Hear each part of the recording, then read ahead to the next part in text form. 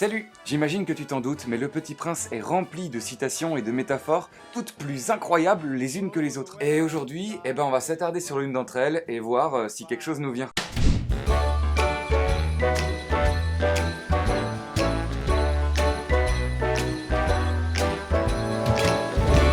Alors, c'est une belle édition, hein, oui. Ici par exemple, le renard dit au Petit Prince: pour s'apprivoiser, il faut être patient. Le langage est source de malentendus. Le langage est source de malentendus. Alors ça peut paraître contre-intuitif parce que finalement on a envie de se dire, si on parle, c'est justement pour s'expliquer. Mais tu sais, Saint-Exupéry est très loin d'être le seul à le croire. Plein de gens pensent comme lui. Par exemple, il y a les travaux d'Alfred Korzybski sur la sémantique générale, qui eux-mêmes inspireront les tableaux de Magritte.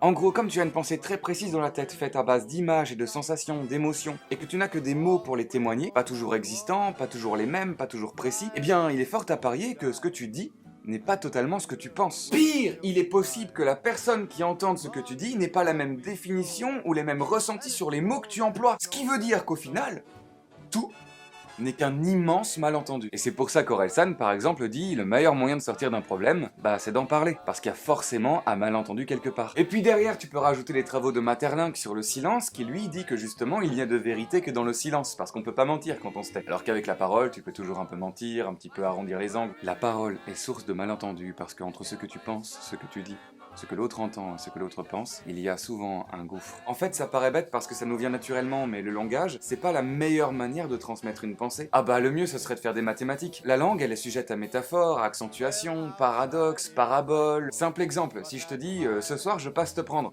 Tu peux te dire que je passe te prendre en voiture, ou que je passe te prendre en vélo, que je passe t'attraper aussi, ou que je passe te faire l'amour.